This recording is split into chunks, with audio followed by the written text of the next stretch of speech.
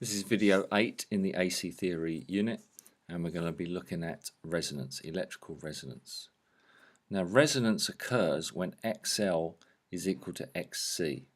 So there will be a certain frequency where the value of XL, which is 2 pi FL, is the same as the value of XC, which is 1 over 2 pi FC.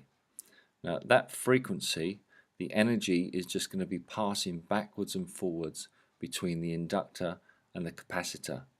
The inductor's field is going to collapse, which is going to produce an EMF and current, and that's going to charge the capacitor. The capacitor is going to discharge and then induce the inductor, and they'll feed off of each other.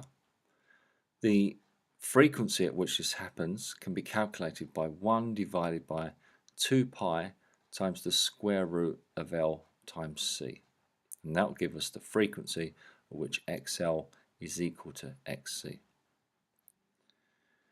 Now, the phasor diagram for a resonant circuit in series is like this. We've got our current as the reference because it's a series circuit.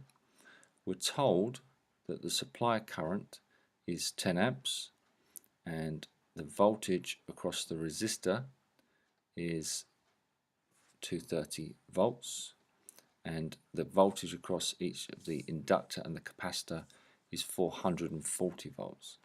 So we're going to draw that voltage across the resistor in first. There's our 230 volts in phase with the current. Now the voltage across the inductor will be leading the current, 440 volts leading by 90 degrees, and the voltage across the capacitor will be lagging the current by 90 degrees.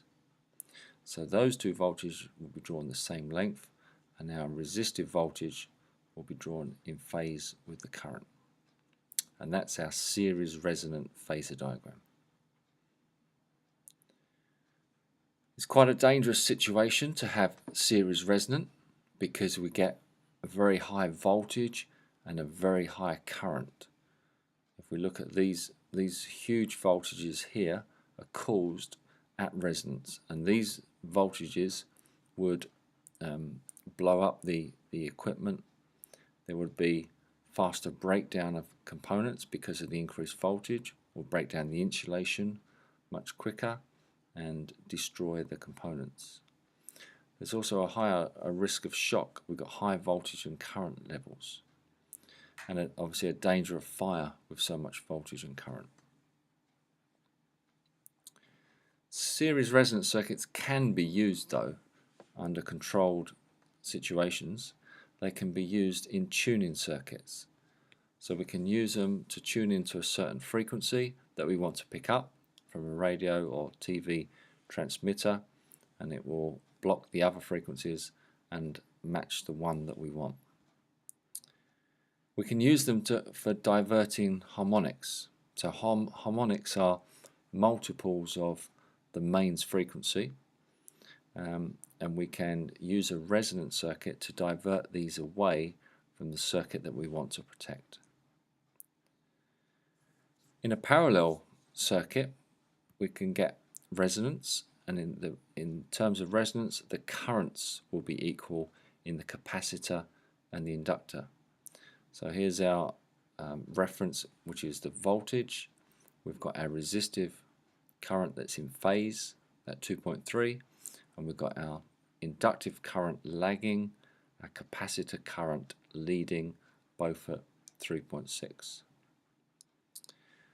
So again, it's about XL being equal to XC and the currents in the capacitor and the inductor being equal. So here's an example. We've got a 110 volt 35 Hertz supply. We've got a resistive current of 8 amps and a current of 12 amps in both the inductor and the capacitor. Because it's a parallel circuit, our voltage is going to be the reference. Our resistive current is going to be in phase with that reference. IC is going to be 90 degrees ahead of the voltage, and IL, the inductive current, is going to be 90 degrees behind the voltage. And these two, IL and IC, will be drawn the same length because they are the same value and they will cancel each other out. The parallel resonant circuit can be used as a rejector circuit because we get very high impedance at that resonant frequency.